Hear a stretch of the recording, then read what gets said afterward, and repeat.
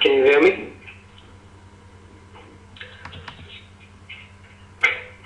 Okay, so as we all know that we are here to discuss the Union Budget 2003 and obviously the National Economic Survey, and we're going to have an analysis of the same, right?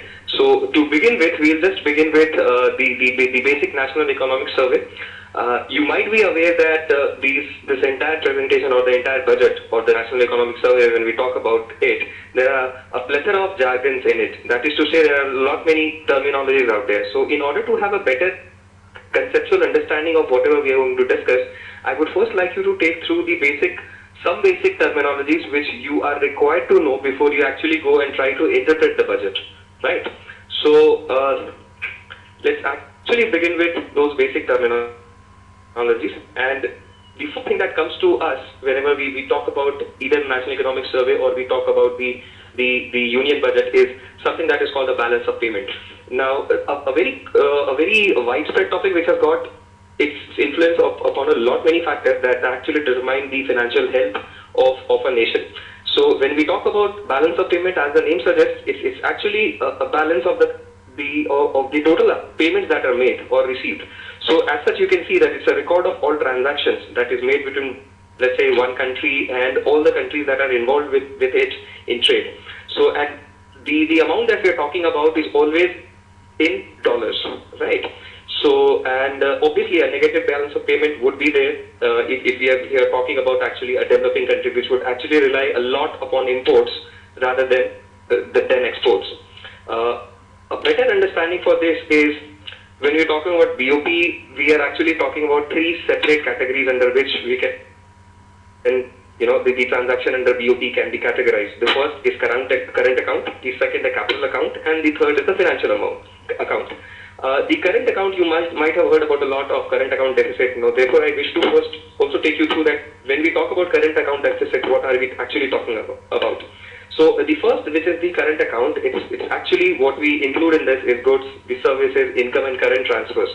These all things are recorded actually here, right? And it also includes all the investment that I receive from any foreign territory or any foreign country. So this is what is called a current account. Next, we'll talk about the capital account, which is nothing but all those physical assets, right? All those assets which we can see, touch and feel, such as buildings or a factory. So whatever we are doing in that way is actually included in a capital account. And finally, the financial account, which is actually, it's all those assets which are actually about international money that is flowing into my country. So if we talk about a lot of portfolio investments occurring into my country from some other country, we actually take that into the financial account. So what should be of importance out here is the current account, right? So, and therefore we are talking about a lot of current account deficit, and it seems that yes, our entire economy is actually buried into it, right? Where we're having an all-time high of current account deficit.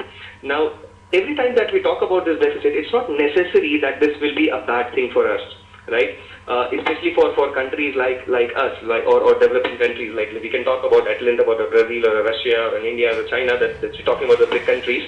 So it might not be as bad as it seems, right? This deficit will not be as bad because an economy would obviously sometimes will have to spend money to take money because it's money which attracts money. And but however, if we are running a deficit intentionally, so then we must also be prepared that this particular deficit that arises, we should be able to fix this gap if we are doing it purposely.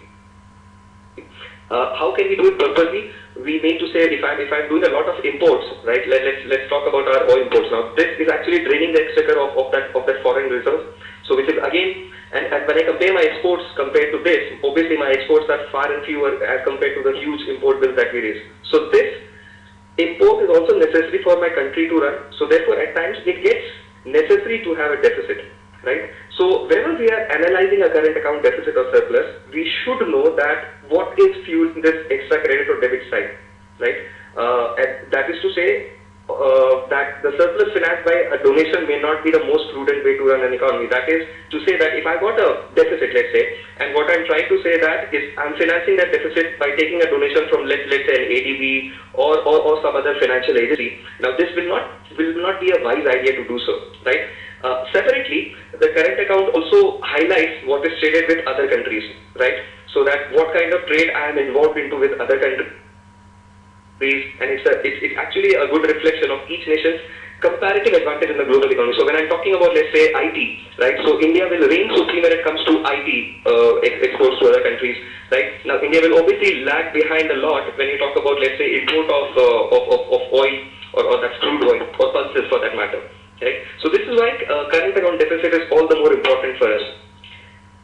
Next, something that we keep on hearing about is a trade deficit. Now, this is again a deficit, but then what we talk about essentially is that it's the economic measure of negative balance of trade in which a country's imports exceeds its exports. So simple, if your imports are actually outnumbering your exports, so therein you will obviously have a trade deficit, right? And it also represents an outflow of domestic currency to foreign markets, and therefore you'll obviously run a trade deficit. Something important out here, or something interesting, is that the economic theory dictates that a trade deficit is not necessarily a bad situation. As we discussed about the current account deficit also, that it's not always that it's a bad situation, because it often corrects itself over the time. However, a deficit has been, like, let's take an example of US, where they have got an all-time continuous and high trade deficit out there. So what it means with that is that the other countries are actually holding over the dollars that the US is actually giving to other countries. Other countries means actually it's importing a lot, so actually the foreign reserve is going to other countries. Now these other countries are actually sitting on this huge number of dollars out there, right? Now this might sound good for a while, but then again, what if one fine day the other country starts selling this dollars? So that might be a lot of pressure on the US economy that way. So again, there is a both flip side and a better side to every deficit that we're talking about. So we talked about current account deficit, we talked about trade deficit. Next, we move to what we talk about the budget. Why? Because when we talk about budget, we obviously need to have a look at what is the revenue, what is the expenditure that we are incurring. So if we see that the government's budget is largely about revenue and expenditure, as we all know, so whatever we earn and whatever we spend. Now these can be divided under two heads, which is revenue and capital. And as far as expenditures are concerned, they can be actually categorized into planned expenditures and non-planned expenditure, right? So revenue, let's have a first look at the revenue expenditure. So as the name says, it's all the receipts such as taxes and expenditure like salaries and subsidies actually which are coming under this bracket. Next, we all know, as we can see, this is capital receipt. Now what is this? Nothing but capital account shows all the receipts from liquidating. That is whenever I'm selling something, right? So if the government of India has got a stake in a, let's say, a PSU, and it sells it, so whatever I'm getting out will come under the capital receipt, or similarly expenditure. And when I'm talking about a revenue or the capital budget, I'm talking about the government has to prepare a revenue budget, in which it actually details all the revenue receipts and revenue expenditures. So these can be also at times written as RE, revenue expenditure. Right? In short form, it is mentioned in the budget document. And a capital budget, which includes capital receipts and capital expenditure. Let's look what are the various revenues from which the government makes money, right? These are the revenues. So I'm talking about the gross tax revenue, which is nothing but the total tax received by the government. So which it has to pay the state their share as mandated by the relevant finance commission. The balance obviously will come to the union government. Now these are the gross tax revenue. Then again there are revenues which are non-tax revenues. So what are these? These are basically the main receipts, and what you include here is the loans given by the government and dividends and profits received from the PSUs. So because the government of India owns these companies, and it also gets the dividends from these companies, so which come under this head of non-tax revenues. And obviously there are capital receipts, which include recovery of loan and advances. So whatever loan the central government has given to other bodies, so whenever they come back, it's actually included in the capital receipts. And obviously there are miscellaneous capital receipts where we get it from PSU disinvestments. Once we are done with the entire revenues part, let's also talk about the expenditure. So what are the kind of expenditure that a government incurs? So We also need to know that there is something called a gross budgetary support, that is to say the budget which is the plan which is made for 5 years, it is split into 5 annual plans. So therefore you have a budget which comes every year. And the funding of the plan is almost evenly between the government support, that is from the budget, and internal and extra budgetary resources of state-owned enterprises, that is the PSUs that we are talking about. And the next is the planned expenditure. As I talked earlier also, that there are planned expenditure and then there are non-planned expenditure. A planned expenditure, this is essentially the budget support to the annual plans. So whatever budgetary support I am giving to the plans that I made, and it typically considers developmental spending, that is on health, education, infrastructure, etc. So these are all planned. So the government plans it and then accordingly allocates expenditure, the amounts for this, right? And like all the budget heads, it also comes under revenue and capital components. Fine. We talked about planned expenditure. The next obviously which comes to us is the non-planned expenditure. Now this is in the nature of consumption expenditure, and it broadly corresponds to revenue expenditure, interest payments, subsidies, salaries, defense and pension, right? And though its capital component is small, the largest chunk of this non-planned expenditure goes to defense, right? Why? Because it's not always planned that I'll be spending so much for this defense budget.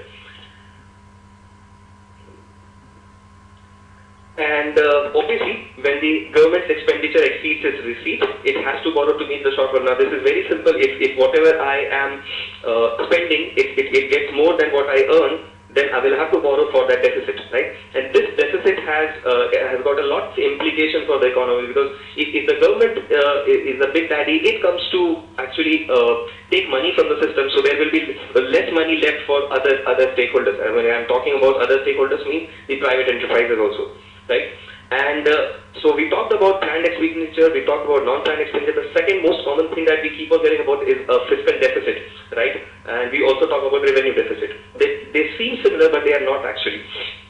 Fiscal deficit can, in a layman's language, can be definitely termed as when I'm saying that amdani athani and kharcha rupaya, right? So that is the money borrowed by the government it's eventually a burden on the people of India. Why? Because we have elected the government, right? And if the government is borrowing it, the people of India also get burdened with it, right? And therefore it is also called public debt, right? And again, you can see that it can be split into two heads: an internal debt, that is money borrowed within the country, right? So I'm borrowing, the government is borrowing money within the country. And I'm talking about external debt, wherein I go and buy it from non-Indian sources. So I can go and raise money from abroad markets. And next, after fiscal deficit, we are talking about a revenue deficit. Now, this is nothing else but it is the excess of revenue expenditures, that is RE over revenue receipts. So again, expenditure which gets over the revenue receipts, right? And that's it. The revenue deficit ideally should be zero. And if it happens in such a situation, the government borrowing will not be for consumption, but for creation of assets, because it knows that whatever money that it is trying to raise will definitely not be there just for consumption purposes, but it can go for creating assets. We're talking about railways, bridges, tunnels, ports and harbors. And finally, when you have talked about all the monetary parts, definitely we also need to be aware of what are the various tax revenues from where the government actually mints money. So I've presented it as whatever we are going to say is the various taxes that we have. The central government imposes many taxes, right? But they can be basically divided into two broad categories, that is direct tax and indirect taxes. Just have a look at the direct taxes that we have, okay? Now, these direct taxes are the ones that the business, the company, the firms and partnership, and we all of us, people who are actually working, we all have to pay from our income or wealth. Now, it is called direct tax because the person who pays the tax has to bear the burden directly of the tax, right? So whatever you're paying, you're getting a salary, the amount is deducted and is straight away going to the government coffers. So this is a direct tax. Next, we come to something which is called a corporation tax or a corporate tax. It is a tax simply that the India incorporation pays on its profits, right? That is, I'm talking about all the private enterprises which they pay on the revenues that they have made, right? And this is the single biggest source of the tax for the government. The other small thing, not a small thing, but yeah, it's gradually getting a lot of importance nowadays, is STT or the Securities Transaction Tax. Now, though it's a small tax, and that is needed on the total amount that we pay or receive when we buy or sell shares, right, on the stock exchanges. So simple, the tax that we pay on buying and purchasing of shares is known as Securities Transaction Tax, or STT, right? And the next thing that we have for us is a wealth tax, right? What is wealth tax? This is a tax that individuals pay on their accumulated wealth. Whatever wealth they have accumulated, they pay a tax on that, and it is levied on individuals, HUF or Hindu undivided families, and companies at the rate of 1% on the amount which the net wealth exceeds rupees 30 lakhs. So beyond rupees 30 lakhs, whatever the amount is exceeded, you pay a tax at the rate of 1% on that. Okay. So we still continue with the taxing ways, and the next tax that we have is a capital gains tax. Simple, it is a tax levied on profit or gain made on sale of a capital asset, so such as shares, houses, commercial properties, right? And out here there are actually, there's something called a long-term capital gains tax, which is levied at 10%, right? And then there is a dividend distribution tax. Obviously, as the name suggests, there will be a dividend, and since the dividends are tax-free in the hands of investors, but the entity which distributes the dividend, that is the companies which is distributing giving the dividend away, it has to pay a tax on that to the government. So that's called a DDT, or a dividend distribution tax. The next important thing, and the most at times controversial tax, is a minimum alternate tax, right? Now it happens when the companies report profit but they pay no tax, right? Such companies have to pay a certain minimum tax on their profit, which is at present 18.5%, right? And there is something called a withholding tax, and this is a small tax deducted whenever a payment is made that is like an income for the receiver, such as dividends, interest, royalty, or even capital. However, the most crucial ones are the capital gains tax, the MAT, that is the minimum alternate tax, right? So these are the big taxing ways. And obviously, we talked about the direct taxes at length, and now we are actually talking about the indirect taxes, right? So now what are indirect taxes? Now it is essentially a tax on our expenditures, and it includes custom duties, excise, and service tax. So this is something that we don't pay directly, right? And it is called a direct tax because the tax is paid to the government by the person selling the good or providing service, but it is final burden on the consumer, and it is many times not rightly called as a regressive tax. Why? Because the burden of this tax gets equal on both the rich people and or the poor people. So let's say that you walk into a restaurant and whatever tax that you are paying, right? So it's actually you are paying it indirectly, right? And something like this is a customs. So that is anything that is purchased from another country brought into our country is subjected to a tax. And it also serves twin purpose, yielding revenues and for the government and protecting the Indian industry. Why? Because if we actually, let's say that we give a free hand to everything that can be imported from abroad. Let's say that we start importing cars from Germany or US, and we don't have a custom duty on it. What will happen is that since these cars are more technologically advanced than whatever cars we have in our own country, this will actually eat away our own domestic industries. So custom duty also serves this dual purpose. Then obviously there is the excise duty that we are talking about, right? And this duty is imposed on goods and manufactured that are produced in the country, right? Okay. And there's something called a service tax. Now, this is something that we all must be aware of. You sit in a restaurant, you go and now book your ticket, there is a service tax out there, right? Now, whatever taxes that we are getting, right, whatever services that we avail, we pay a tax on that, right? And one of the most touted taxes that the government of India is planning actually is called GST, which is called it's a single tax that will replace the plethora of all the indirect taxes. So since today the entire taxation environment is polluted, right? There are so many taxes out there. So there will be one flat tax which will be levied by the union government and which has to be accepted by the state. So therefore, there's a bit of tussle between the central government and the state governments. Why? Because they feel that this action taken by the central government is like stepping upon the powers of the state government, right? So that is something that GST is all about. Let's see how GST shapes up, right? Right now, most of the states which are actually under the rule of Congress, right? They are willing to go for it, but as such, the politics in our country, most of the opposition states are not in the favor of this GST, right? Now, what is presented actually in a budget, right? So what actually comes out to you is the annual financial statement. Now, this document which details the government's receipts and expenditure, right, for that particular financial year. Typically, it's a 16-page document, right? And this is what is called the manual of the budget, right? And this is what our Constitution of India states, right? So, and it can be divided into three parts, that is the consolidated fund, the contingency fund, and the public account, right? And again, as we discussed earlier also, each one of these will have a receipt part and the expenditure part, that is the income part and the expenditure part. Okay, and obviously there's something important to note here, that consolidated fund and the contingency fund, right? Whenever I try to spend anything from this particular amount, it requires the nod of the parliament. That is, it has to be passed from the parliament. Okay, so the contingency fund is also like the impress cash that we carry, right? You can even take it that way. Yes, the deal that we talked about was about finance bill. So generally speaking, this is the most important budget document, right? And all the tax measures, whatever the PC Chidambaram was about to talk about, and all these tax measures are actually included here.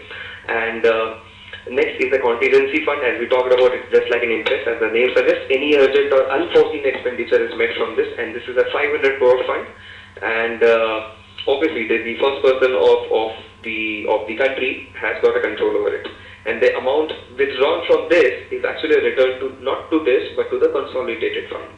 And obviously there's a public account. Now this is the account where the government acts more like a banker. So let's say that we have a PPF account wherein the citizen of India who are actually investing money into this fund, this money is kept actually with the government of India. So this PPF account is also working like a public account. And finally we come to the National Economic Survey. So now, since we have done a bit of homework about what are these terms and terminologies that are going to be used, and let's have a look at the National Economic Survey. First, we start with what is it. And now, it is the official assessment of the country's economy, and the survey is customarily, right? So it's a custom that it is tabled in the Parliament by the Finance Minister before the general budget is presented, right? And this document is considered to be crucial because it prescribes the steps for the government to deal with various economic problems that are plaguing the country, and obviously it gives them some decision-making room actually to what to do with the government or what to do with the budget at that time. So National Economic Survey is always tabled before the general budget.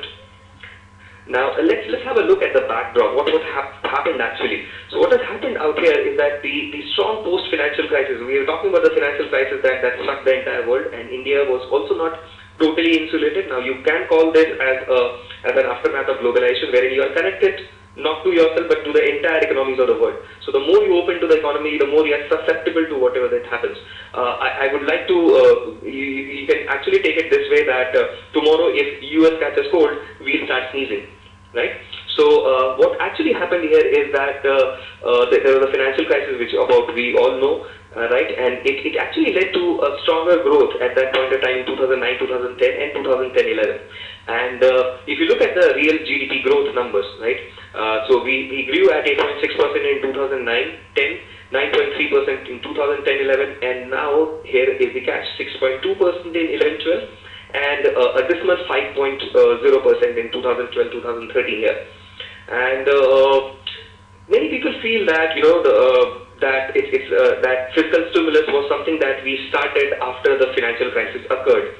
But looking at the way the UPA government was actually behaving since the last decade, right, of its rule, there was a lot of financial expenditure profligacy, that is unnecessary expenditures from the government. So there was a lot of money already being pumped into the market by the government in the name of, let's say, a Manrega or other social sector schemes.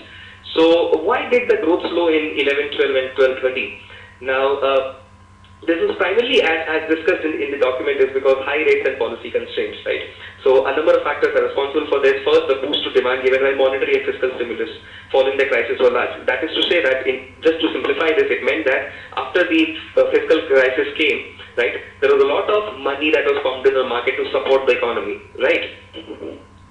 And what it does is that it actually stokes inflation. Why? Because inflation is nothing but, if we term this in a layman language, then we'll say that inflation is anything like too much money chasing too few goods. So we have got a money side to it and we have got a supply side to it. So once you pump in a lot of cash, you are actually stoking inflation, right? If the economy doesn't have the capacity to absorb that cash. The result was obviously strong inflation and a powerful monetary response that also slowed consumption demand. Why? Because as I told you, there is the money supply to it and there is a supply side to it.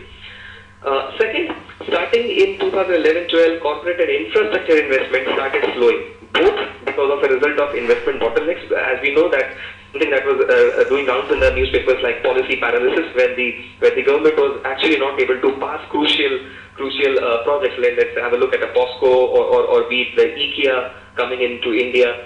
So there are plenty of investment which are put on hold, right? Also getting environmental clearance has become quite a deal, right? And obviously there was a tighter monetary regime initiated by RBI, wherein by that I mean that the interest rates were coming at all-time high.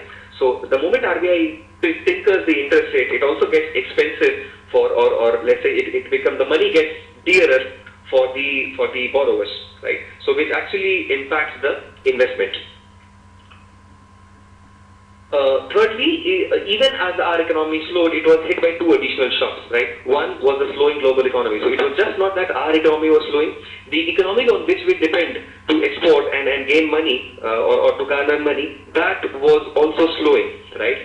So if we, you know that after the subprime crisis in US, Indian companies started shifting their markets or started shifting their consumer base towards the European countries. But then now again, we know that in the last two years or so, that there is a European crisis looming with the big countries, that is Portugal, Italy, Ireland, Greece and Spain. So wherever we went, actually slowdown was a global event. So many a time we are forced to think that the government is not doing anything and our economy is slowing down. It's just not that our economy is slowing down. Every partner that we are dealing with, everyone is facing either the problem of inflation or the problem of slowdown, right? Now, what are the real reasons behind this? So we discussed the problems out there. The document suggests that the reduction in private investment can be contributed to a number of factors. First is the increase in policy rates, which we discussed, and this was another reason for lower private investment could be lower demand for Indian exports, which we again discussed. And the third possible reason for lower corporate investment is policy bottlenecks, right? So whatever we are talking about, environmental clearances or getting land acquisition bill not being passed. So this was what was called a policy paralysis, right? Which led to a large number of large projects being stalled, right? This is what was mentioned out there. So I've just drawn the major points out from here, and it says that the Indian economy has greater vulnerability to global shocks, and economic rebalancing will help in reducing risks. This is what our economic survey said. So it means that the government is actually trying to figure out what are the ways through which they can actually take our economy out of this tailspin. And it also emphasizes that India cannot take external environment for granted, right?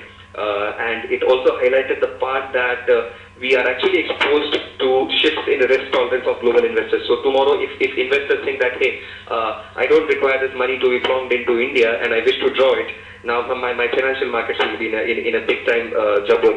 Another external risk is that India's import bill is strongly tied to the price of oil, right? So we know that we are humongous oil importers, right? And as a developing nation, we also require a lot of oil support. But what it does is that it also increases my import bill, okay? And the next thing that it also discusses is that the globalization of Indian economy, it has helped raise the growth. It has also meant that we are more vulnerable to external shocks, right? And we talked about, the survey also talked about a focus on domestic macroeconomic rebalancing that we discussed above, right? And something that was important out there is that the India cannot take the external environment for granted. So again, I am reiterating it. Why? Because the document again reiterates it, right? So it means that it might be a hint towards talking about or actually concentrating a lot on domestic demand rather than actually going out and out for export-oriented markets. Since you might be knowing that the government is so hard pressed for cash today that there's this word called austerity drive. So there's something that has started happening in Europe, something that has started happening in US also, right? Just today, the news came that Obama has actually reduced the entire support by 85 billion US dollars, right? So the entire world is going austere now. It's funny though that even our National Economic Survey was a victim of austerity, right? And what the ministry did that we curtailed 60 pages from it, right? And roughly it saved the government of India rupees 15 lakh, right? So now this again goes on to signal, these are small things, but then again it goes on to signal that what is the kind of heat today the economy is facing, right? 60 pages reduction, right? Just not from one document, right? Because 60 pages I'm talking about from one document multiplied by so many number of copies printed. So that saved at least rupees 15 lakhs. And this is what highlighted that was highlighted in the NES that in the coming financial year, that in this financial year 2013-14, the economic growth is expected to be at 6.1 to 6.7%. Let's see that how it shapes up, right? The March 2013 inflation estimated at 6.2 to 6.6%. It's definitely cooling down. But priority will be to actually control the high inflation rates that we have, right? And it also suggested that the FDI and retail will actually pave the way for investment in new technology and marketing of agriculture produce. So this is one part of the entire drama that needs to be actually taken care of, and that is agriculture produce, marketing of agriculture produce. The survey also called for widening of the tax base and prioritizing expenditure to bridge fiscal deficit. This simply means that the tax collection should go up, right? So it means that more and more either the number of individuals have to be brought into the gambit of taxation, or the government might also increase the tax, right? And the priority should be given to bridge this deficit that is coming in.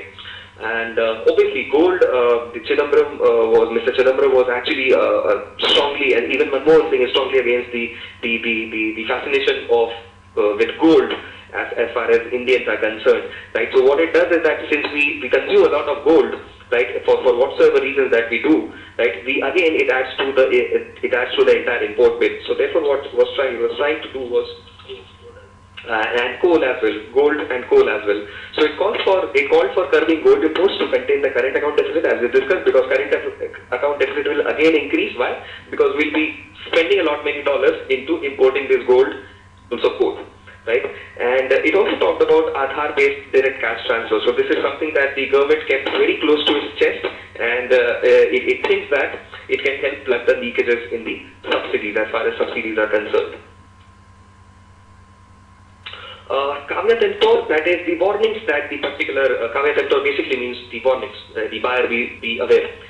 So the caveat of the warnings that were given was that the subsidies will increasing, there's a danger of missing fiscal targets in the coming year, and especially why? Because this is an election year, right? The coming year. The survey also pitches for hiking prices of diesel and LPG to cut subsidy burden. Okay, let's see, but this is actually a political issue, more of a political issue, but let's see that what happens with this. Today I just got a news that diesel for bulk buyers has been increased, the rate has been increased by 1 rupee a litre, and the non-subsidized LPG has been reduced, the rate has been reduced by 37 rupees, right? And the another warning is that the foreign exchange reserve remains at $295.6 billion. So, which is not actually too bad, but it's also not very healthy, right? And at present, there's an overall energy deficit in our country. Now, whatever we talk about, no matter how much of a growth or development we talk about, it only happens because there is energy to fuel it, right? So that deficit is about 8.6%, and peak shortage of power is about 9%, right? And though this number might look small in percentage terms, but imagine the amount of the deficiency that we have if we consider the entire Indian demography, right? And obviously there are infrastructure bottlenecks which are affecting the industrial sector performance. So because many clearances required, a lack of funding is there, so which actually affects the industrial sector performance.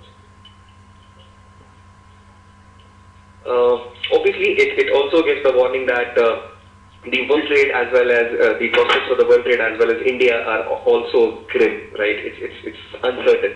Let's see how things shape up in Europe after the European crisis. How do things shape up? How do these austerity measures that were devised out, how it helps them to raise their finances, and then only the coming year will let us know that what actually happens. Once we are done with the entire National Economic Survey, so this was not the entire National Economic Survey, but these were the important takeaways from the National Economic Survey. Now this will serve as a template for the union budget that we are going to talk about. So we are again, we will not be discussing the entire union budget at length because it's quite a voluminous exercise, and we'll be only focusing on things that are actually crucial, right? And obviously, the questions that you might have can be answered in the same forum itself, right? So we begin with the union budget, right? And what are the problems or the tasks that it has to take care of? The first thing is that there is a declining growth rate. So the last quarter of our year, of the year, the last year, it witnessed an all-time low growth of 4.5% in decades. So that is one thing. Inflationary pressures, obviously, there's a double-digit inflation rates, right? And they have been spooking our economy since the last couple of years. We're talking about a fiscal deficit. So now the present fiscal deficit is controlled at 5%.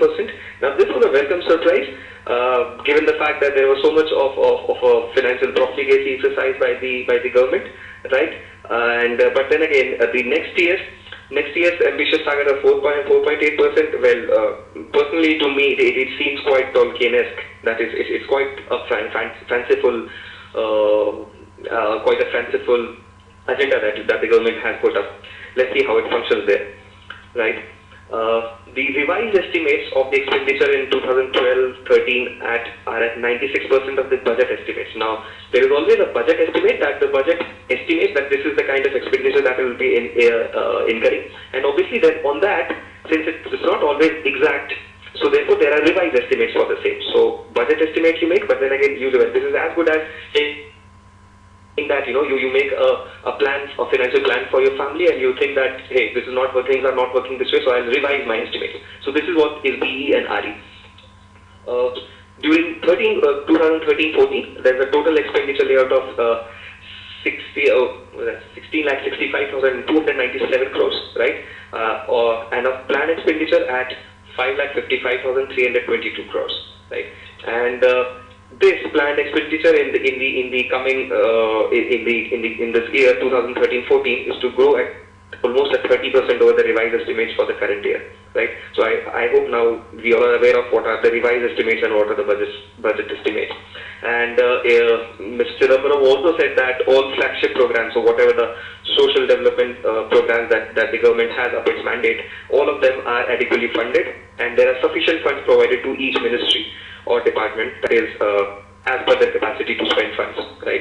And the budget for 2013-14, as per Mr. Chidambaram, has one overarching goal of creating opportunities for our youth. So youth has been the focus of this budget, to acquire education and skills that will get them decent jobs of self-employment, right? Because if we talk about the entire demographic dividend, that is for our of our youth to get employed and add to the growth of the nation, we need this to shape up.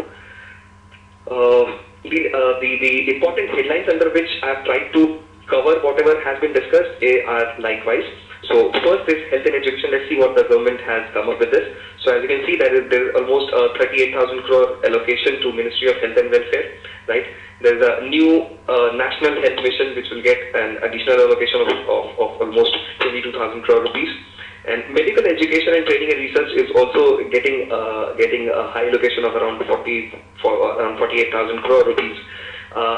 Now, the most crucial part out here is allocation for 6 AIIMS-like institutions, that is All India Institute of Medical Sciences kind of institution. And for that matter, around 1,700 crore rupees have been allocated.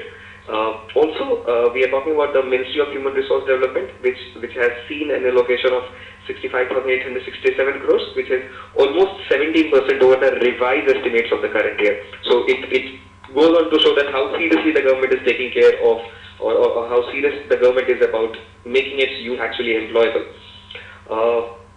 the Sarv Shiksha Abhiyan, the pet project of the government also keeps on raking in money, so that comes at around 28,000 crore rupees. The midday meal scheme, again, the agenda of the government, it gets another 13,215 crore rupees. One bright spot out here, and which was also almost a political wink towards Nitish Kumar, was the creation of a Nalanda University as a center of educational excellence, to which immediately Mr. Nitish Kumar appreciated this fact. So let's see what does it, how does it shape up.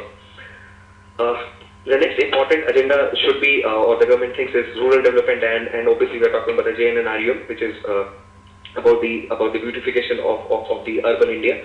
So an allocation of almost 80,000 crore rupees has been given to Ministry of Rural Development, and which is again a huge increase of 46%. Now the election year coming up, we need to see development in the rural India, because that's where the votes are lying.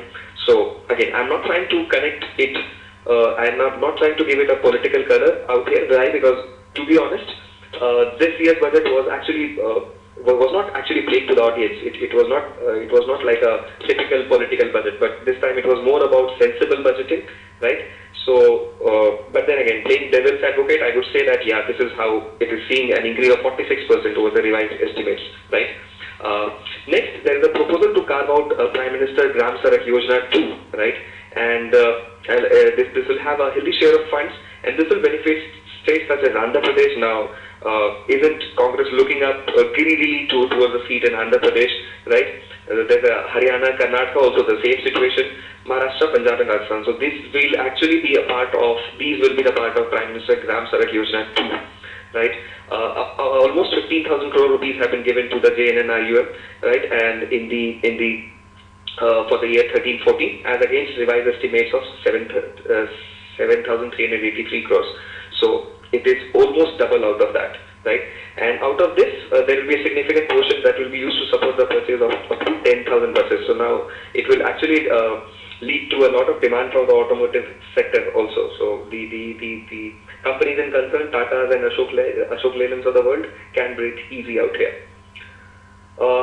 Most crucial one for our growth also and for the government also, that is something called agriculture. And now there is an average annual growth rate of agriculture and allied sector was around 3.6% during the 11th plan, against 2.5% and 2.4% in the 9th and 10th plan respectively. So we have seen actually an increase in the growth rate of the agriculture and the allied sector.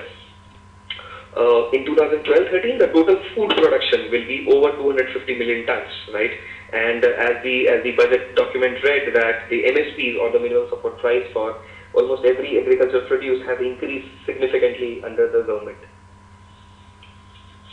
Almost 28,000 crore rupees is allocated to Ministry of Agriculture, which is again an increase of 22% over the revised estimates of current year. So again, that shows the seriousness that the government is actually letting to the Ministry of Agriculture. Okay. And agricultural research is also something that has come up the government's agenda, and that is going to be provided with almost 3,400 crore rupees. Just not the entire research, but there's a lot of impetus on credit also, right? And for this year, that is for year 2013-14, the target for agriculture credit has been kept at 7 lakh crore rupees, right? And one important fact was that this time many people were expecting another farm loan waiver, but this didn't happen this time. Instead, Mr. Chidambaram said that farmers who are actually returning back the loans on time, they will be getting the interest, they will be getting their further credit at 4%, right? The government also envisages a green revolution. Now, this has been in talk of late, right? This has been in talks of late since at least 7-8 months, but this budget actually talks a bit about it. So it's talking about bringing green revolution to Eastern India, and it talks about that it's a remarkable, it can be a remarkable success, and it is accordingly allocated around 1,000 crore rupees for this year. Also, we are talking about crop diversification, for which almost 500 crore rupees has been given, and it would actually promote technological innovation, and this will encourage the farmers to choose crop alternatives, right? Why? Because we need crop diversification to have a wider ambit and wider reach for our agriculture produce.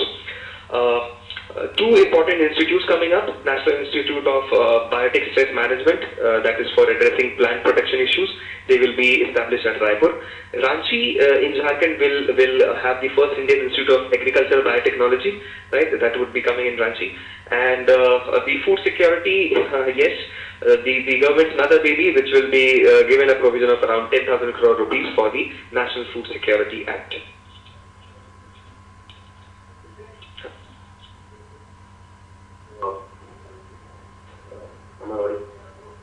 Yeah, also, as far as agriculture is concerned, certain points were not, addressed this time.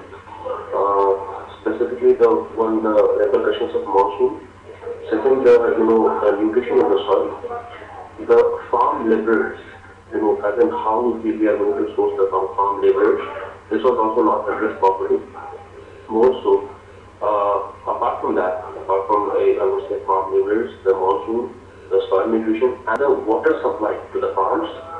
In addition to that, the power supply also. These five factors which we were expecting Mr. P to come up to discuss holistically, it was not discussed, with great detail, that I would like to say. Otherwise, the most key feature about the ISSN, if I say that the loans have been extended up to 7 lakh crores. That is the most important feature. More so, there has been a significant increase in the Manrega wages. That will, in fact, some experts were saying also that could create a repercussion on the availability of the farm laborers. So, as far as the agriculture is concerned, there are certain small issues which should have been considered. Otherwise, it's a fairly good share has been given to agriculture. Thank you, Vineet. Now we talk about investment in the infrastructure and the industry. Now that is again one more important thing out there, right? So what Mr. Chidambaram said is that the communication with investors to be improved to remove any apprehension or distrust, including fears about undue regulatory burden. Definitely, he was actually hinting towards the GAAR issue. He was also probably hinting towards the Vodafone issue, right? So, and accordingly, it says also that there is a need for new and innovative instruments to mobilize funds for investment in infrastructure. Now, so there has been an infrastructure debt fund. They think that they have to be encouraged.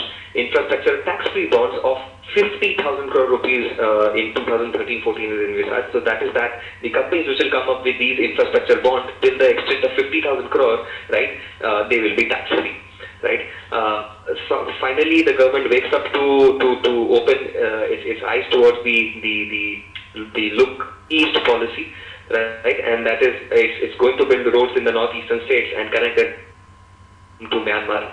So with assistance definitely from the World Bank and the Asian Development Bank.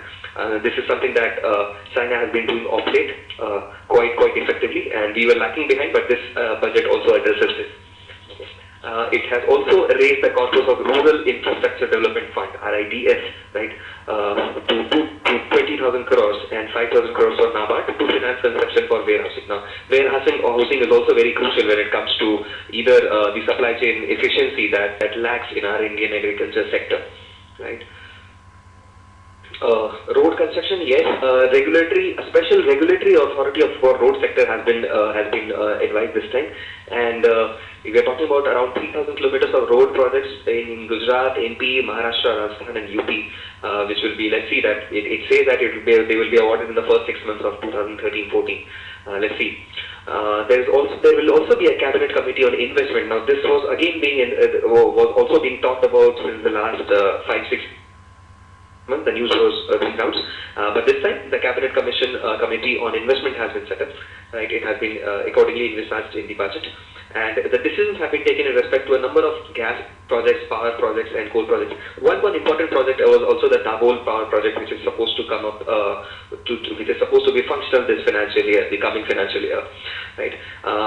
Also, when we're talking about new investments, so companies which will be investing 100 crores or more in plant and machinery during this period from 1st of April 2013 to 31st of March 2015, that is for these 2 consecutive financial years, they will be entitled to deduct an investment allowance of 15% of the investment. So that is again promoting a lot of new investment coming into our country. One important thing that the companies who are investing more than 100 crores.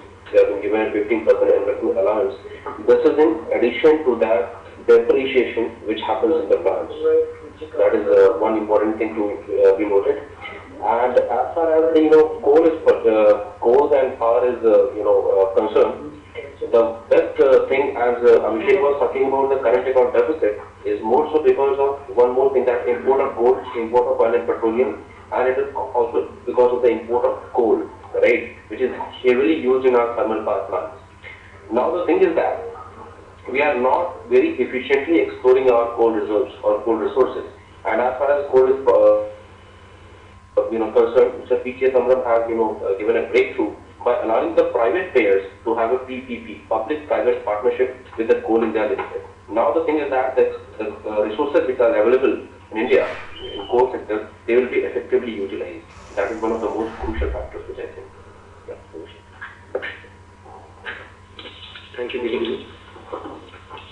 So, we were also talking about one very crucial part that came up here was that incentives to the semiconductor wafer fabrication manufacturing, right? And which included zero customs duty for plant and machinery. Now, this particular thing was talked a lot, but then again, it never saw the light of the day. Right, but this time the government has given a nod to it, right? And let's see that this actually would come up in some place in Bangalore and Hyderabad, as it has been envisaged, and this should actually increase a lot of investment coming into microprocessors or microchips, right? Which definitely happens into all of those developed economies, but India was not getting this kind of investment coming into this part. So if it happens, India, we can expect, and Intel also coming and setting up their manufacturing base here in India, right? Okay. Again, the story of infrastructure development, it carries on, and we're talking about industrial corridors. So there are plans for 7 new cities which have been finalized, and work on 2 new smart industrial cities, and one will be at Dholera in Gujarat, and the other will be at Shendra Bidkin in Maharashtra, and this will start in the year 2013-14, right? The Delhi-Mumbai Industrial Corridor is to be provided additional funds during the coming financial year within the share of the Government of India in the overall outlay, if required, right? The Government of Japan is also funding this particular project. The Chennai-Bangalore Industrial Corridor is also to be developed, and accordingly, the preparatory work has also started for the Bangalore-Mumbai Industrial Corridor. So a lot of impetus going onto the infrastructure development. That's something that Vineet was talking about, the PPP, the public-private partnership coming up. And one crucial thing out here is the Leh-Kargil transmission line. And the government is actually trying to construct a transmission system from Srinagar to Leh, and that comes at a cost of around 1,900 crore rupees. So this will be again crucial into bringing, electrifying those areas where the reach of electricity is not that great. When it comes to exports, yes, we know that the bulk of the export that happens to the ports. So the government also talks about 2 new major ports which will be established. One would be established in Sagar, that is in West Bengal, and the other in Andhra Pradesh. And this will be adding at least 100 million tons of capacity, right? And also there is a new outer harbour which is to be developed at in the VOC port of Thoothukudi, right? That's in Tamil Nadu, through again the PPP terminology that we used, and that would be coming at an estimated cost of around 7,500 crores. Just one differentiation between a port and a harbour. A port is actually essential for loading and unloading of all that cargo that comes in, whereas a harbour is just like a parking lot, right? So that's the basic difference between a port and a harbour. And now let's talk about the national waterways. That is something that was obviously was not getting the government's due attention over the years, but this time a bill is there to declare the Lakhipur and Bhanga stretch of River Barak in Assam, and this will be now known as the 6th national waterway this will be moved in the parliament for the same. And there's also a preparatory work which is under progress to build a grid which will basically essentially connect the waterways, the roads and the ports. Obviously the the most crucial thing when it comes to growth, and that is we are talking about the growth into the micro, small and medium enterprises, right? So the benefit of preferences enjoyed by MSMEs will be continued up to 3 years after they grow out of this category. So that is the moment they cease to exist as MSMEs, they will still get 3 holiday years, right? The refinancing capacity of SIDBI has been raised to 10,000 crores. So basically, refinancing is something that there are financing institutions which lend money, and SIDBI again re-lends that money. That money is actually refinanced by SIDBI. So that capacity has been raised to 10,000 crores, right? And there's another sum of 100 crores which has been provided to India Microfinance Equity Fund. Microfinance sector was actually strangulated in the carve of regulating it by the government of India. But this time there's probably this might be a green shoot for the entire sector when there is a sum of 100 crore rupees which is provided to this particular fund. Okay, and the Ministry of Corporate Affairs is also to notify that the funds provided to technology incubators. Now this is very important. This is very important. Why? Because this time for the first time we are talking about what you're talking about is incubators. We're talking about venture capitalists, right? People who finance ideas. So the Ministry of Corporate Affairs is actually there to notify that the funds provided to technology incubators located within academic institutions, let's say that IIM Ahmedabad has got one, right, and approved by the Ministry of Science and Technology, or will qualify as CSR expenditure. So that is that on this kind of expenditure there would be no taxation. Okay, we're now talking about the financial sector. So once we are done with the development part of the entire infrastructure facilities, now we talk about the financial sector. Now, as far as the banking sector is concerned, a few crucial pointers. That is the compliance of all the PSBs or the public sector banks with the Basel III regulations, and it has to be ensured. Now, the Basel regulations, as we know that right now ongoing Basel II regulations. Basel is a small place in Switzerland wherein all these guidelines were actually were formed. Right, and 14,000 crore rupees would be provided in this upcoming fiscal to infuse capital for the banks. There's also a proposal, and this was even Miss Sushma Swaraj was clapping on this, that when the proposal was there to set up India's first women's bank as a PSB, and accordingly a provision of around 1,000 crore rupees has been given as an initial capital for this. When it comes after banking, we are talking about insurance. So now this sector can do a lot for the entire nation, but then again there is a lot of regulation out here at this point in time.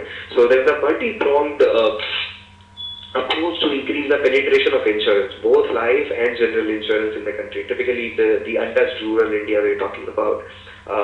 The number of proposals finalized in consultation with IRDA, or the Insurance Regulatory Development Authority of India, like empowering insurance companies to open up branches in tier 2 cities and below it also. So they need clearances from there without prior approval of IRDA. So this will actually ease their reach into these parts where they are not able to serve.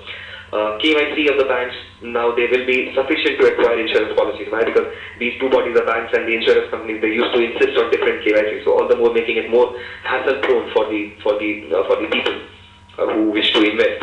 And banks would also be permitted to act as insurance brokers, right? And banking correspondent model will now be allowed to sell micro insurance products, and achieving goal of having an office of LIC and an office at least one public sector general insurance company in towns with population of 10,000 or more. So if there's the particular city having a population of more than 10,000, there's this lofty idea that there has to be an LIC office there. So it also plans accordingly for that.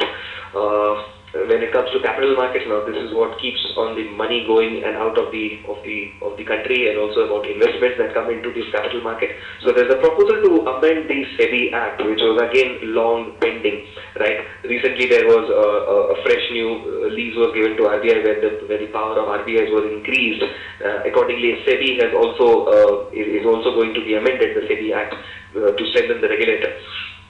And there is one important part out here to distinguish was that when an investor has a stake of 10% or less in a company, it will be treated as FII, and if it is more than 10, that will be treated as FDI. Now, there's a lot of clarity that is required on this at this point of time, but still, this kind of an announcement is made, right, there will be a lot to be desired to be explained from the government, that what do they mean when they say that if a foreign body is investing lesser than 10%, then that will be deemed as an FII, not as an FDI. Let's see what the government comes up with that on that. Obviously, we are talking about SMEs, and they will be permitted to be listed on SME exchange without going to the hassles of the IPO or the initial public offer. So they don't have to, these SMEs, there will be a special index for them, there will be a special exchange for them on which these SMEs will be listed, and they need not go through the hassle of going public, that is through an initial public offering. The tax proposals that the government has laid, now this was where the entire nation was actually glued, that what is Mr. Chidambaram going to do this time with the tax. So what he said is that there is a clarity in tax laws, a stable tax regime, a non-adversarial tax administration, and a fair mechanism for dispute resolution, and independent judiciary for greater assurance is the underlying theme for tax proposals. So this is what he plans for with these tax proposals. And accordingly, he comes up with a tax administration reforms commission, which is going to be set up. And in short term, what the tax proposal need is to reclaim the peak of around 11.9% of tax GDP ratio that was achieved long back in 2007-08. So we wish to do an encore of it. The direct taxes that have come is that there is a relief for taxpayers in the first bracket of 2 lakhs to 5 lakhs, nothing much to talk about. A tax rate of rupees 2,000 to every person with a total income up to 5 lakhs. So there is a bit of breather to people or to the citizen who earn less than up to 5 lakh rupees. There is an education cess which will continue at 3%, so there is no running away from it. Surcharge of 10% on persons or other than companies whose taxable income exceeds 1 crore rupees. Now this is something that it came out of nowhere, but though Mr. Chidambaram was hinting of late that there should be a provision to tax the super rich, and accordingly it has now come. So increased surcharge from 5 to 10% to domestic companies whose taxable income exceeds 10 crore rupees, right? And reductions, but on the other hand, there were reductions made in the rates of STT, that is Securities Transaction Tax, which we discussed when we were discussing the basic terminology in respect of certain transactions. So this is just to increase the ambit and the growth of the commodity markets or the trading markets. There is also a proposal to introduce commodity transaction CTT or the commodity transaction tax. So earlier it was security transaction tax. Now we'll also have a commodity transaction tax in a limited way. So, but out of this, agriculture commodities will be exempted. Why? Because of the government fear that this again stokes price rise. Modified provisions of GAR will come into effect from the 1st of April 2016. So now the people who were actually wary of investing into India will have a bit of breather out there. So, but then again, 1st April 2016, right, is the date that the government has come up. We talked about direct taxes and indirect taxes. Now let's talk about the indirect taxes. There is no change in the normal rate of 10% of excise duty and service tax, so it remains flat. There is no change also in the peak rate of basic custom duty of 10% for non-agricultural products. Duty on imported luxury goods such as high-end motor vehicles, motorcycles, yachts, and similar vessels have been increased, right? And Mr. Chidambaram came out very strongly against SUVs, and accordingly has increased the excise duty on SUVs from 27 to 30%. And but they will not be applicable on SUVs which are registered as taxis. So if you're getting ideas to buy an SUV, better register it as a taxi. But then let's see what happens to it. Accordingly, the share prices of Mahindra Motors on that and Tata were down. And duty on mobile phone price at more than 2,000 raised to 6%. So now all the Samsung Galaxies and the iPhones of the world are going to at least cost you 6% more. So try to get it done before it happens. Modified GAR, as we talked about the general anti-avoidance rules, right, to be incorporated into the Income Tax Act, and the provisions accordingly, as I discussed, will come into effect from April 2016. And GST rollout, which is a very ambitious plan with the government of India, right, and accordingly for it, a sum of 9,000 crore rupees has been given as the first installment to the states to take care because of the so-called notional losses that the states would suffer on the event of the GST rollout, right. And another hard-hitting thing, at least for me personally and for almost all of you, proposal to levy service tax on all air-conditioned restaurants. So if there's an AC working out there in any restaurant that you go, be prepared to pay a service tax on that, additional.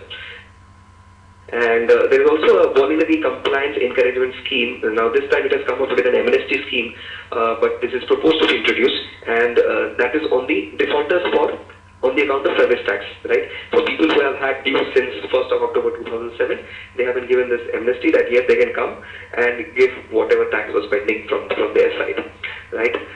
Three promises that the entire budget revolved around, according to Mr. Chidambaram, and that was those promises made to the women, the youth, and the poor of this country. And accordingly, he said that we stand in solidarity with our girls, children, and women. And accordingly, it was pledged to do everything possible to empower them, to keep them safe and secure. And as a result, a quite praiseworthy attempt of having a fund called a Nirbhaya Fund to be set up with a government of contribution of around 1,000 crore rupees. So two great things happening on the women empowerment front as far as the budget is concerned. The one was the opening of an all-women PSB bank, and the other is the Nirbhaya Fund. Also, we talked about the youth. So the youth in the country is to be motivated to voluntarily join skill development programs. So India needs a lot of working hands actually to make any sense out of the demographic dividend that we keep on harping about. And there will be a National Skill Development Corporation which will set the curricula and the standards for training in different skills. And around 1,000 crore rupees is set apart for the scheme.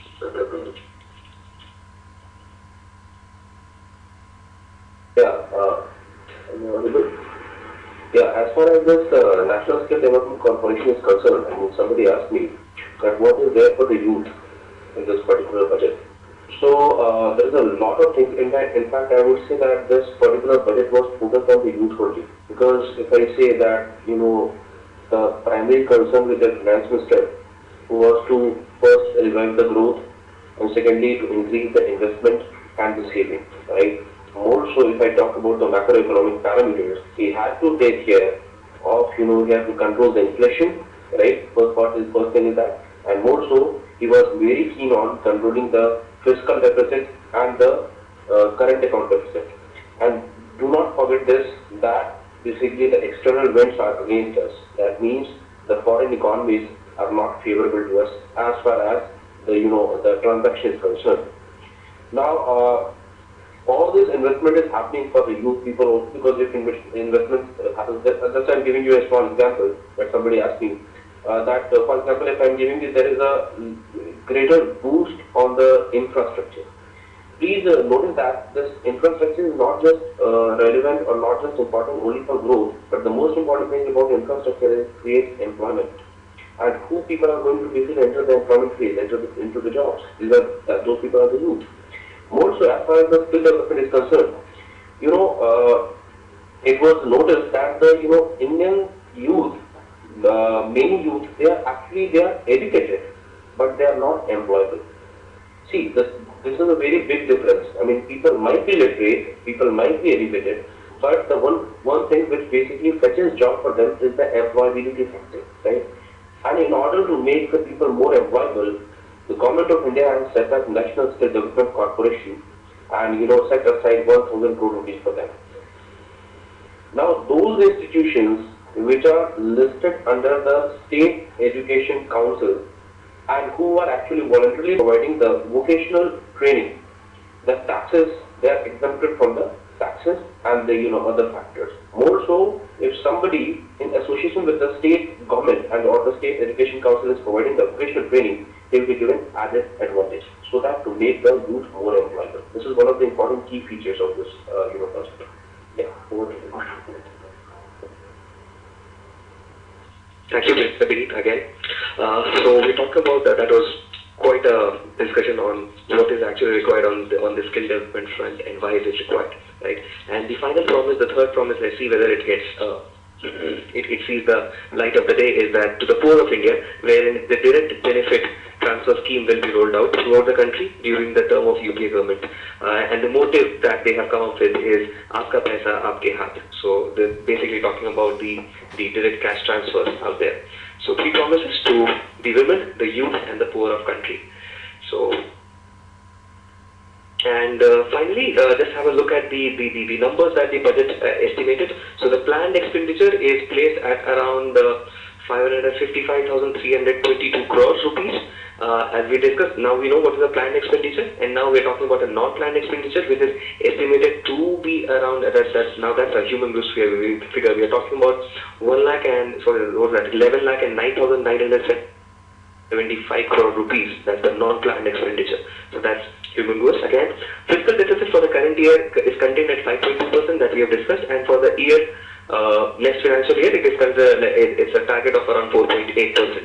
The revenue deficit for the current year stands at 3.9%, and for the next year, we have actually made a target of around 3.3%. And by 2016-17, now the fiscal deficit, what the government feels that it can bring down it to around 3%, and the revenue deficit to around 1.5%. And what they feel is that the effective revenue deficit can also come down to 0%. So lofty ideas. Let's see many promises, but then again, let's see how many of these promises actually see action of our execution. Also, something that also scares us many times is that we are having a lot all-time high fiscal deficit, right, of around 5.2%.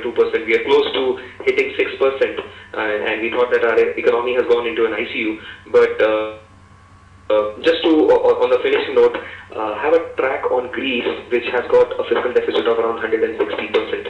So at 6%, we are all running helter-skelter, threatening to our lives that what will happen to our economy. But there's an economy, a so-called developed economy, which has got a fiscal deficit of an unimaginable 160%, right? And India has got a lot to do. Why? Because it also forms a part of Europe. And now India since has started putting its eggs into the baskets of Europe. Any further problem in Europe will severely dent the business interests of government of India.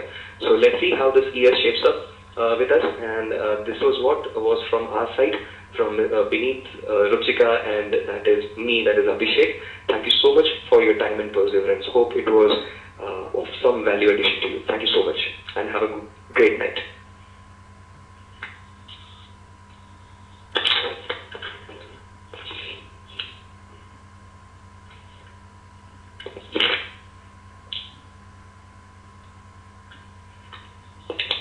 In order to increase the revenue, what government has done on the luxury vehicles, for example, Mercedes, Audi, and all this BMW, I would say the import duty has been increased from 75 to 100%. Now, if you are going to buy a Land Cruiser, definitely it's going to cost you rupees 15 lakh more. More so, if I talk about that any motorcycle or any bike which is above 800 cc, right? Definitely the import duty has been increased from 50 to 35%. That's a move by P. Chidambaram to increase the revenue. More so, second thing is that I would say that the thing which has moderated this is that, like the commercial vehicle segment, for example, the buses, they were not getting sold because the sales of the buses had come down. So specifically, 10,000 crore was specifically allotted to this commercial vehicle sector, which will be given to the states, particularly the hilly states, which will be able to buy more buses out of this 10,000 crores. So this is a good sign for the commercial vehicle sector. But as I told you, like the luxury vehicles have the motorbikes. More so, if I talk about the mobile phones, whose worth is rupees 2,000, more than 2,000, the excise duty has been increased from 1% to 6%. So if you are going to buy a local like Micromax or Lava phone, then it is going to cost rupees 400 to 800 more. But if you are going to buy, suppose Samsung or iPhone or Apple or iPad or all, that is going to cost you rupees 2,000 to 3,000 more. That won't be a problem for the people who are high-end customers, but definitely to a person who is a user of like mobile which costs around 2,000 to 3,000. More so, please note this fact. Is what I personally feel this is in contradiction to the rail budget. Because when you are saying that in the specific trains, you will be giving free Wi-Fi, to make the internet more accessible. And at this point of time, if suppose you are raising the price of mobile phones, raising the excise duty on mobile phones, don't you think that's a contradiction? Which I feel.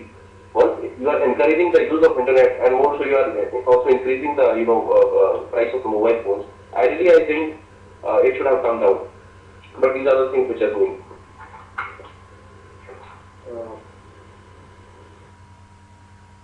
There's a question by someone on the Mauritius Treaty, right? Throw some light on India-Mauritius Treaty and how it will affect FDI.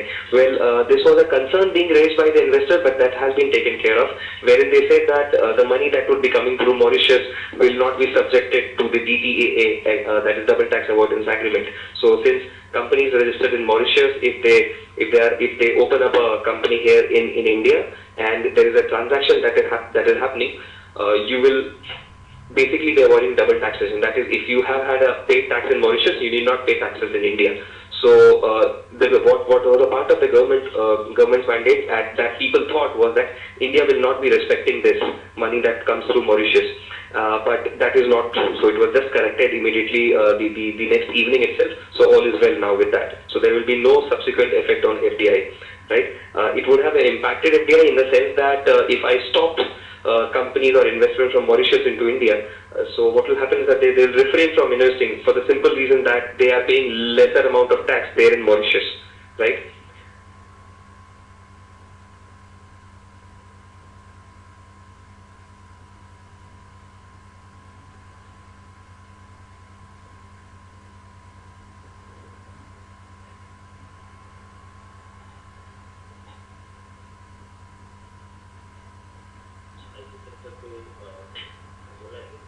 Yeah, IT sector we talked about about the fabrication unit that would be coming up in the southern states. So that will lead to a lot of investment coming up in that arena. Plus, the budget has already made you aware that the economy is actually right now clueless as how far as how better US and Europe would be functioning. So if they lose their sheen out there in the coming 6 months or 7 months, definitely the IT sector will be facing a lot of flack because because the IT exports will simply suffer out there. Also, when I'm talking about the economy, if my currency starts depreciating further, fine. They might bring a bit of respite to the earnings of earnings in rupee terms for the IT companies, but then again that might not translate into better business opportunities from abroad. On the contrary, if your economy starts getting better, let's say in the upcoming 6-7 months, that might lead to an appreciation in the rupee, which might again affect in rupee terms the business of IT companies. But then again, that will also mean that the world has started pouring money into your country, right? So the world has started recovering from the financial losses. It means again better business interest for the entire IT sector. Yeah, just to add on, generally speaking, the thing is that 55% of the taxes which are collected in India, out of the direct tax which comes to India, that is 55% is corporate tax. Now, the thing is you might be aware of that there is an increase of surcharge from 2 to 5% on the foreign companies. The corporate tax is 40%. If you increase the education, add the education cess and also the surcharge, it comes out to be around 43%. Now the companies are paying more. Now, out of the corporate tax which we are getting, 60% of our GDP is contributed by services. And one of the key players in the services sector is the IT. So the thing is that obviously the money is more money is going out of the pockets of IT sector, but at the same time, as Abhishek said, that since the excise duty or I would say import duty on the set of boxes, both on the chip, and that has been increased. So it will give a boost to the local manufacturers. They will become more competitive because the set of boxes, the Chinese set of boxes, which were very inexpensive, they were giving tough fight to the Indian manufacturers. More so about the semiconductor device and the microchips, there is a lot of I would say allowances or lot of relief has been given to that. So as we said, in South India they are going to do much more investment in this particular sector, and it is going to boost them. And as far as the we talked about the devaluation of the money or the fluctuation of the money, that will also be taken into consideration.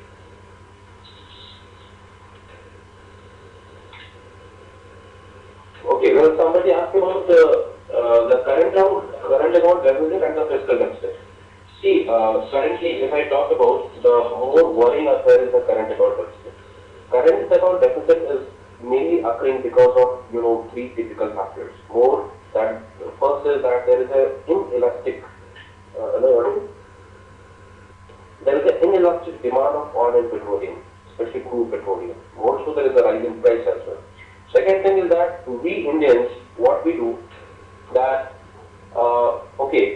at this point of time, I would like to talk about the inflation index bonds. But let me tell you that we are importing huge gold reserves from abroad, and that is putting a lot of pressure on the Indian current account deficit. More so, we are importing coal as well, which is extensively used in the thermal power plant. And but one of the key features which I feel is also hitting the current account deficit is the decrease in exports, because there is no global demand because of the recession worldwide in Europe or United States. So we are not able to export more products, and that is also a very worrying affair for us. That is also putting a very huge pressure on our current account deficit.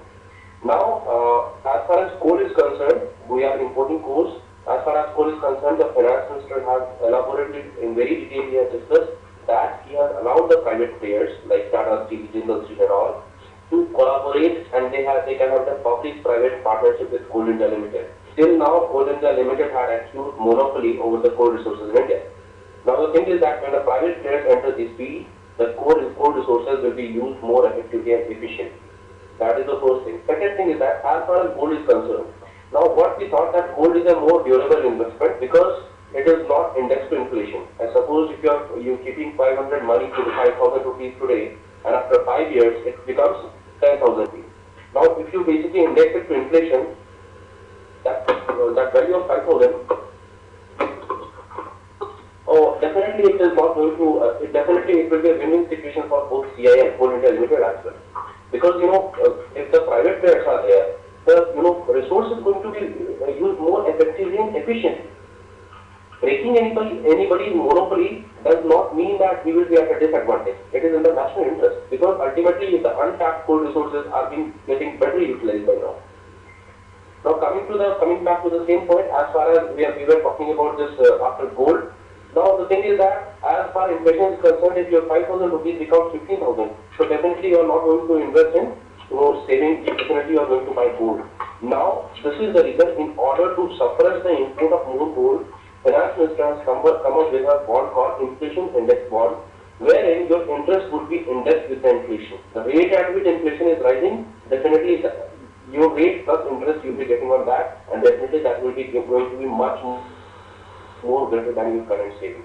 And as far as oil is concerned, definitely the government cannot afford to drive the subsidy, because recently in the month of September, government had to raise the price by 5 rupees per litre for diesel. If we would have not raised the price, the oil deficit of India would have risen from 1,40,000 crores to more than 2 lakh crores.